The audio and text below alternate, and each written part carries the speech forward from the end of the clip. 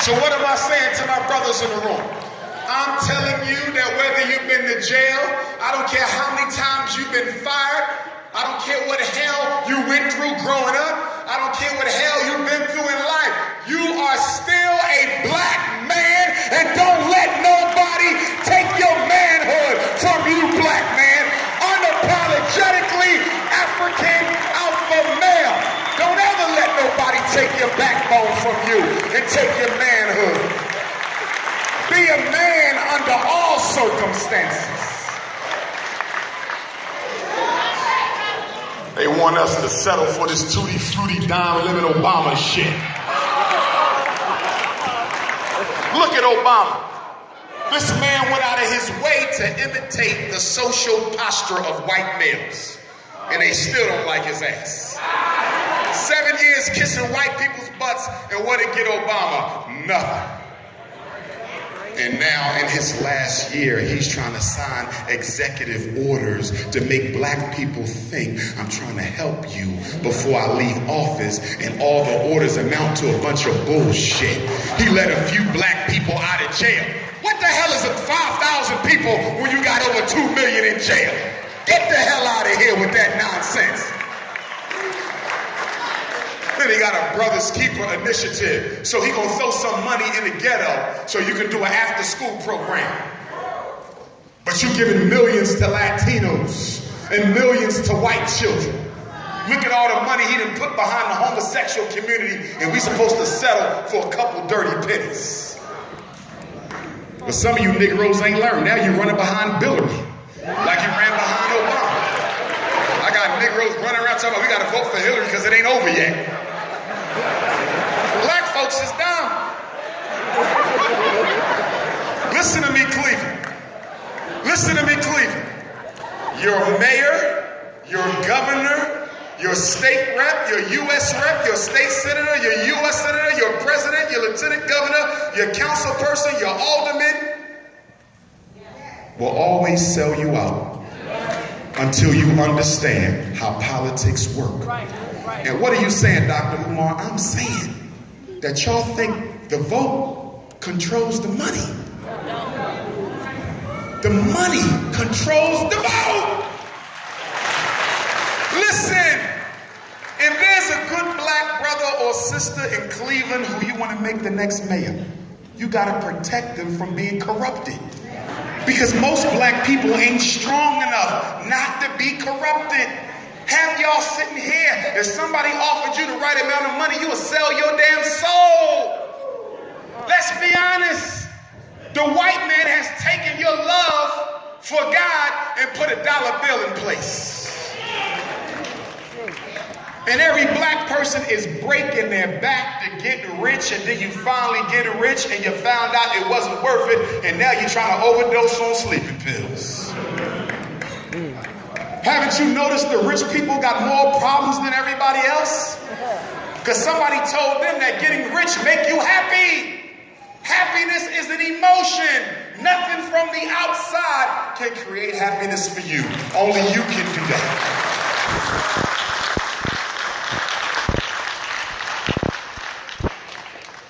If you find a brother or sister you want to be mayor of Cleveland, you got to pull them into the room and say, listen, sister, listen, brother, how much money will it take for you to win this election against that incumbent? We want that white man out. We want you in, but we don't want you being financed by the Democratic Party. We don't want you being financed by Walmart. We don't want you being financed by none of the white corporations. How much money will it take for you to beat that damn white man? Because we're going to give you the money you need so you can stay independent and carry out a black agenda. And they say, well, let me add it up. I'm going to need newspapers. I'm going to need radio shows. I'm going to need a campaign office, campaign van. I'm going to need some postage to send out my flyers. I'm going to need some last minute TV ads. It's going to cost me $2 million to beat the mayor. And guess what? That's an investment that's worth it. Right. And you know what you're going to do, Cleveland? You're going to stop wasting all your damn money on Christmas gifts. Right. And black women, you're going to stop wasting all your damn money on weaves and shit. We're going to stop all that. And black man, you're going to stop wasting all your money on Timbs and trucks and shit, okay? And we're going to take all this money and we're going to finance them so when they get in office, they can do whatever the hell we want them to do because we the ones who paid for them to get there in the first place. That's how politics work. Have you noticed Chinese people ain't running for mayor? The Arabs ain't running for mayor. The East Indians ain't running for mayor.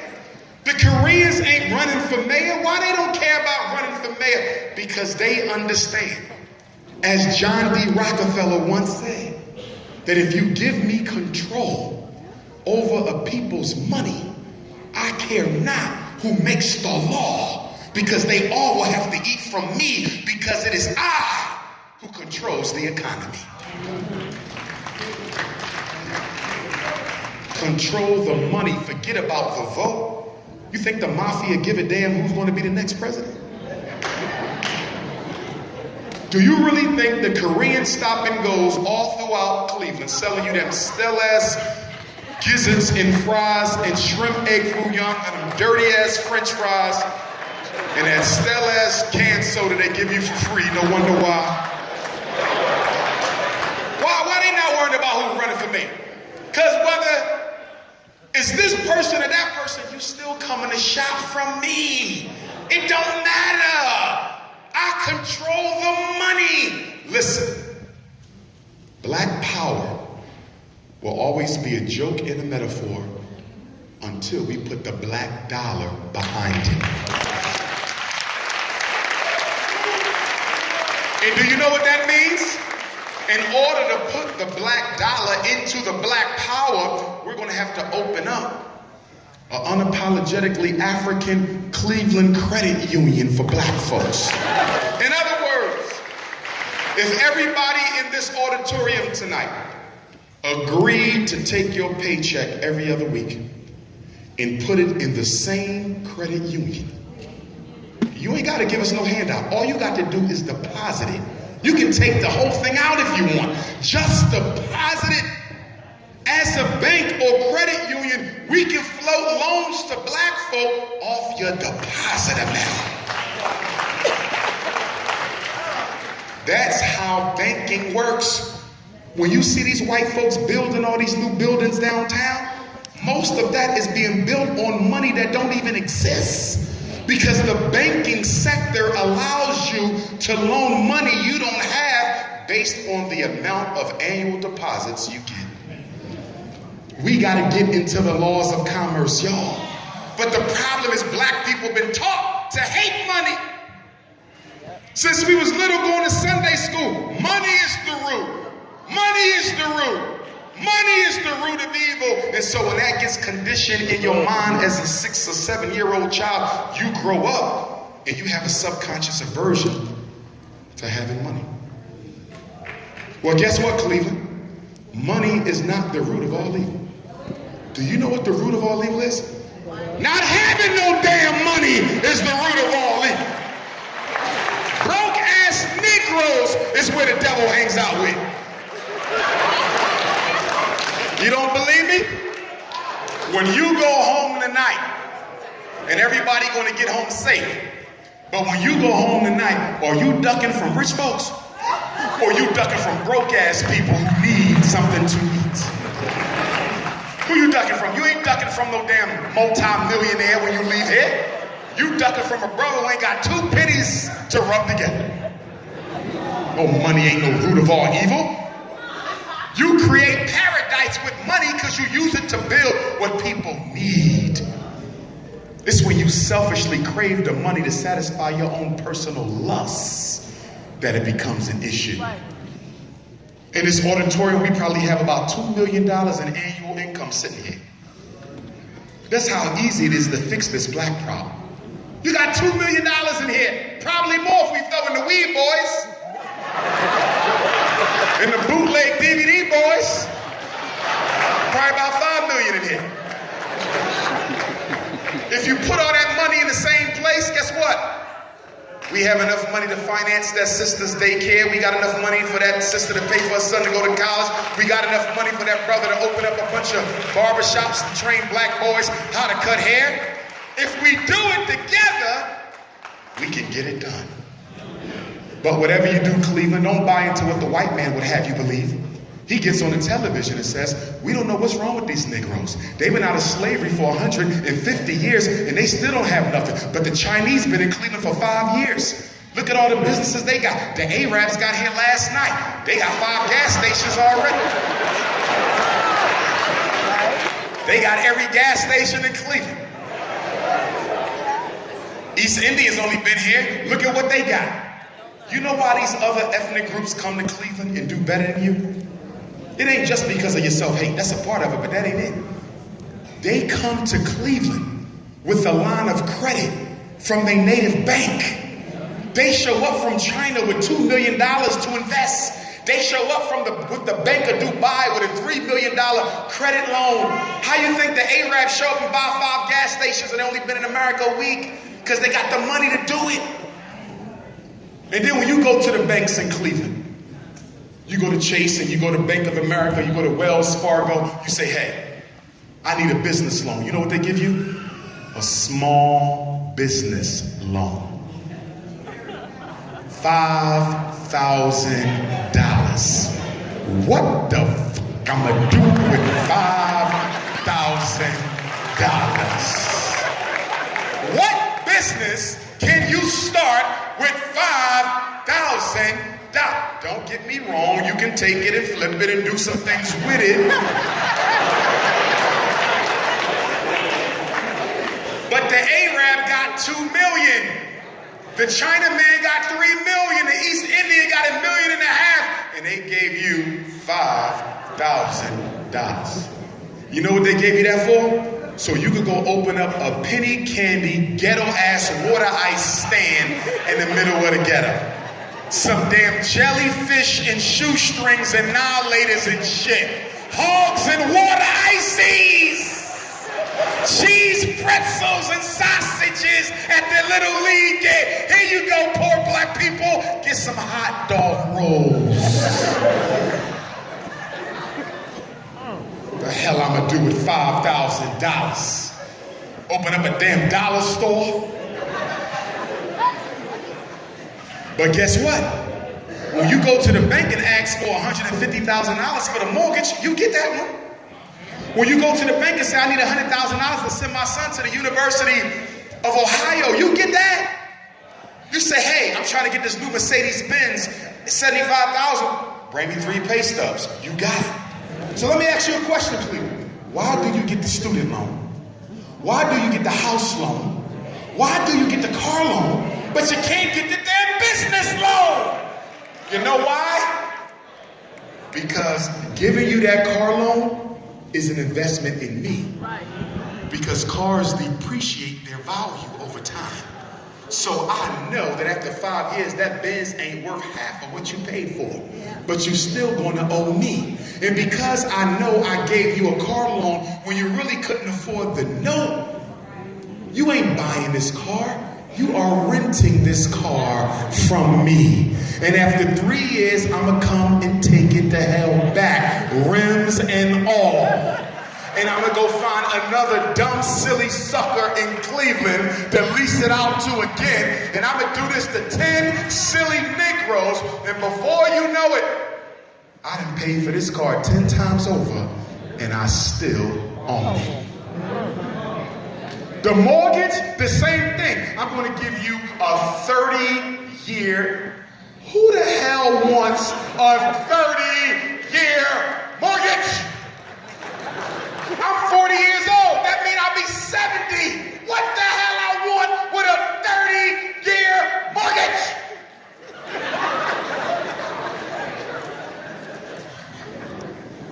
And then they give you the car keys and say, excuse me, the house. Here's your first house. 30-year mortgage! You didn't buy no damn house. You rented it.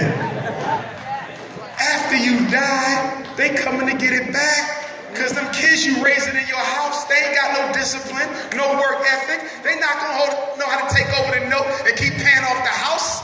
So they going to get the house back And once again, I'm going to recycle that same house to all the black folks in Cleveland 10 times over. And 25 years later, I still have my house and enough money to build 10 more of them. Student loan. Why they want to give you $100,000 for your son to go to the University of Iowa so he can get a PhD in grasshopper reproduction on the moon in the summertime? So your son graduates from the University of Ohio with a PhD in grasshopper reproduction on the fucking moon. He comes back to Cleveland. Who do you know is looking for?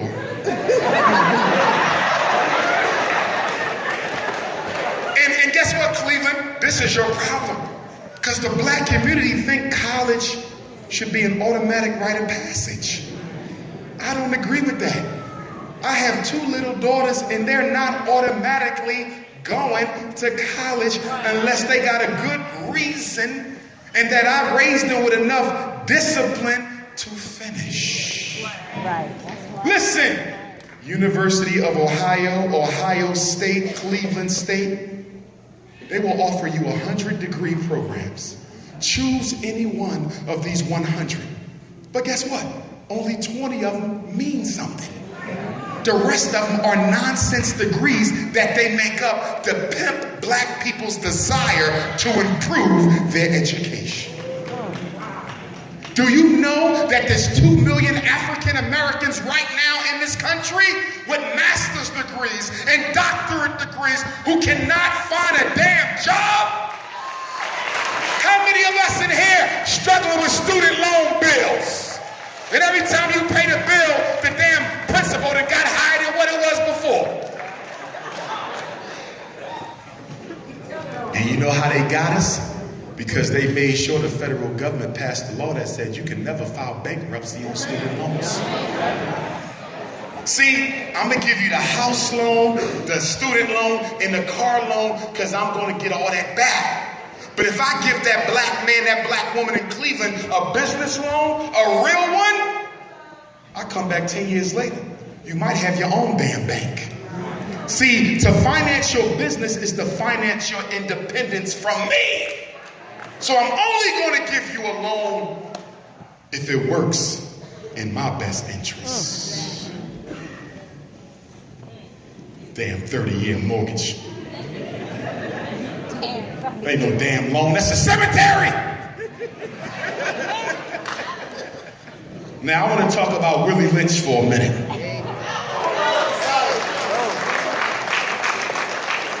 Now some people get into this thing about whether or not Willie Lynch actually lived or not. I don't care if he did or not. The science of the Willie Lynch letter is 100% valid. Some of you are Christian. Nothing wrong with it.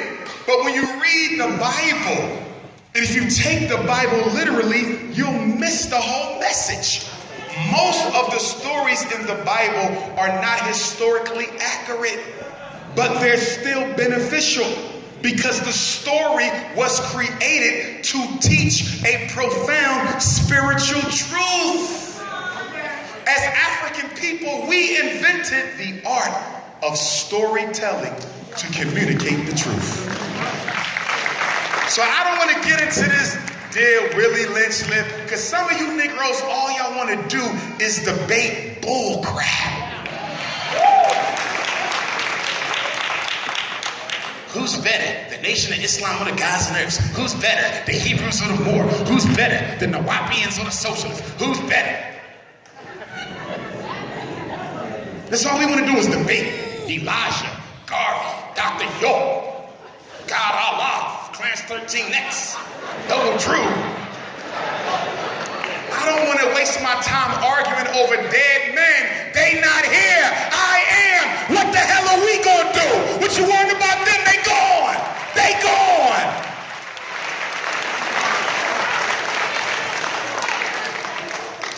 I don't care what you choose to call your God. If you want to call God Allah, nothing wrong with that. You want to call God Jehovah, Jesus, Olodumare, Amen Ra, Chukwu, don't care.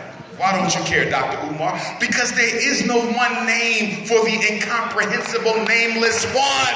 Whatever you want to use is fine with me. Listen, have you noticed in your family, we might all have a different name for grandma. Yeah. But we all love grandma the same. The name you call grandma is something that resonates with you based on your relationship with grandma. You might call her Big Mama. Your sister might call her something else. Your other brother might call her something else. We all got a different name because the name is of significance to us personally. Who the hell are you to tell me what name I got to use to communicate with my creator when you are not my damn creator?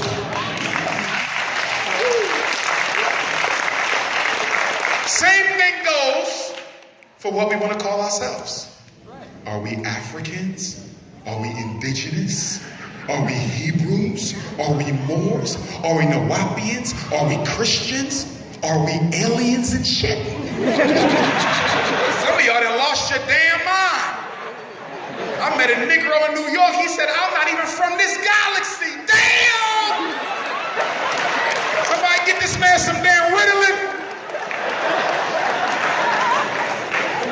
Give a damn about no other planet.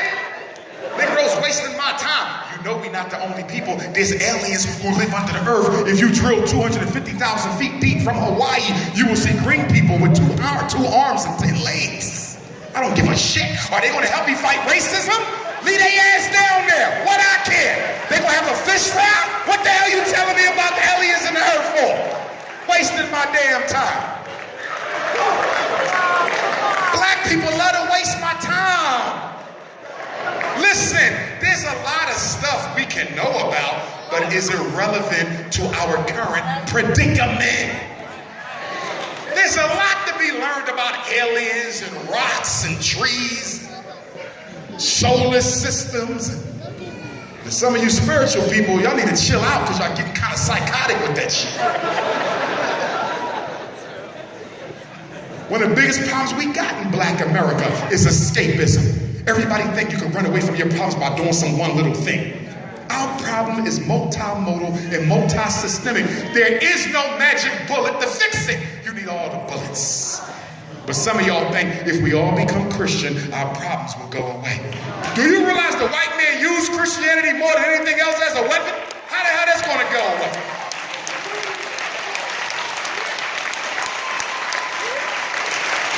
Some of y'all say, well, maybe we just all become Muslims. Salam alaikum.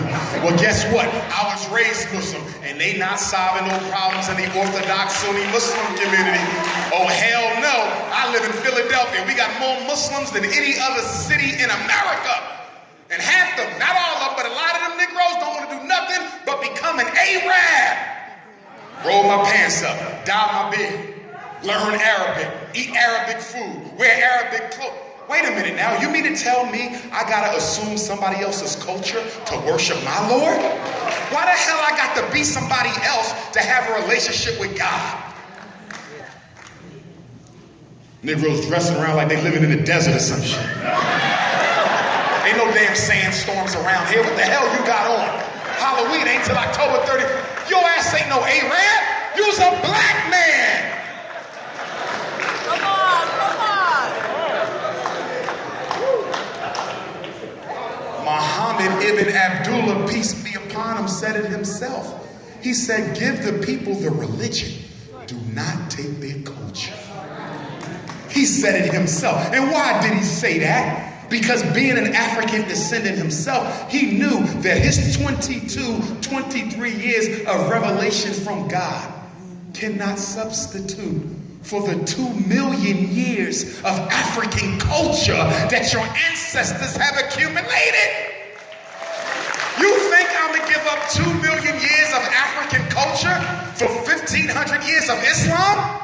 2 million years of African culture for 2,000 years of Jesus? Would you give up 1,500 for 2 million? Nothing wrong with your religion.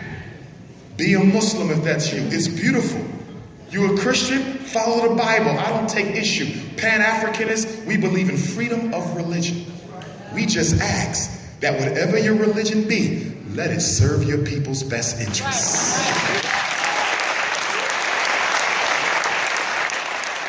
So let me get back to Willie Lynch.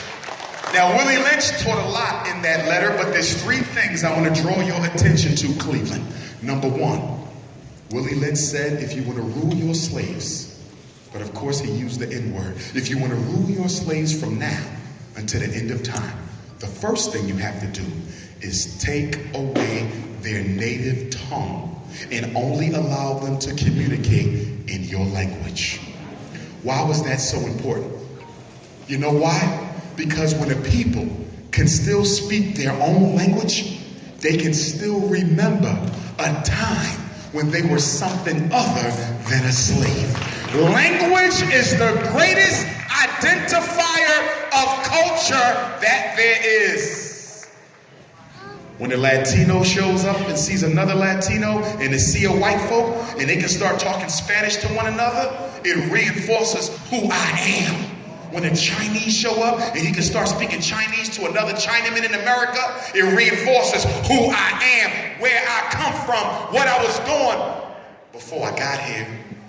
But with black people, we're the only people in this country who cannot communicate to each other in the presence of the oppressor without them understanding what we're talking about. You notice how when you go to the Chinese store, when they want to start talking about you, they switch the dialect. This nigga don't know we give him stale wings.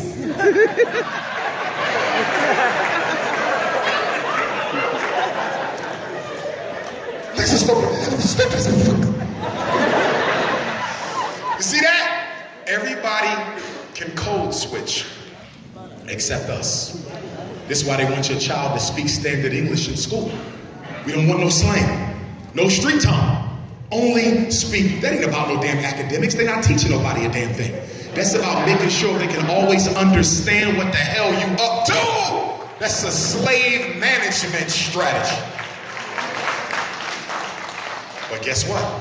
I got some news for you, Cleveland. And some of y'all not gonna like this, especially the bourgeois niggas in here. They really can't stand it. We don't understand him. He has all those degrees and he just wants to make trouble. Listen, your black child does not speak English anyway. Your black child speaks Niger, Congo, West African dialect. The only thing your son borrows from the English language is his vocabulary. Oh, you wasn't aware that language has a syntax, language has a structure, language has a grammar, language has a tense, it has a philosophy, language has a rhythm, and language has a vernacular. The vocabulary words are the vernacular, and that's only one piece of the language. So what are you telling me? We not from, I didn't grow up in Africa. My son didn't grow up in Africa. My ancestors came here hundreds of years ago. How are you going to sit here, Dr. Umar, and tell me I'm speaking African when I've never been to Africa? Because when Willie Lynch told the slave masters to teach you English, the slave masters didn't listen. They forbade you to get an education. They said if we catch you learning, we will kill you, castrate you, hang you, or maim you. So by preventing black folks from learning the King's English, they help you preserve your own language. And to this day, when you talk, you are talking Ebonics, black sounds. You don't talk English. Now, I know some of you like, that's a bunch of bullshit. So I'm about to break it down even more. Let me give you some differences between English and African language. And for those of you who go with me to Africa this summer, you will observe it on your own that Africans talk just like you. The only difference between them and you is they use African vocab and you using your slave master's vocab. What's the first difference between African language and white language? African, West African languages do not have long consonant endings on their words. White people have strong consonant endings in European language. Let me give you an example. White folks to say, we are getting ready to have supper with the Thompsons this evening. Are y'all following me? Consonants at the end of words. That is unique to most European language. French, Spanish, Italian, English, don't matter. African language, we don't have consonants. Most of our words end with vowels. And so the words don't come to a complete stop before you begin the next word, as you do with white people. We are going to. That's not African.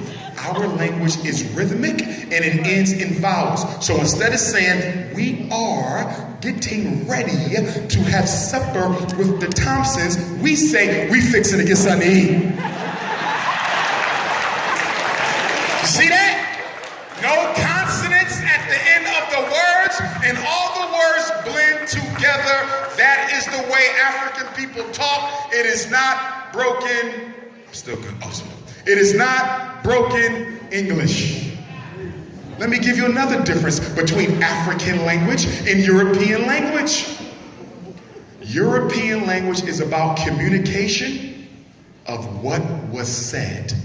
After a white person talks to you, they then say, did you hear everything that I just said? It's all about making sure you understood what I said. That is not African. In African culture, it is about the communication of how we feel. Are y'all following me? So we don't ask, if I'm talking to my brother about something, I don't ask him, did you hear everything I just said? I say, did you feel me? He might ain't heard shit, but he felt my vibe. Get the hell away from my woman. Did you feel me? Church.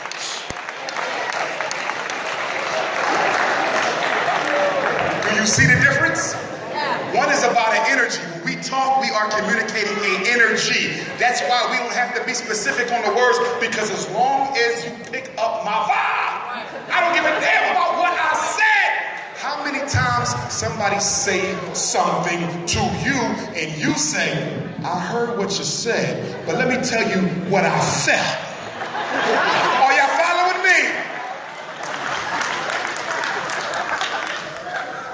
Let me give you another difference between English and African. English language has a past tense, present tense, future tense. We went, we are preparing to go, we will be going. African language has similar structure, but the present tense is most important because we believe in always evolving and becoming. We believe in living the moment of becoming people. I am. And so when we talk, we always communicate in the here.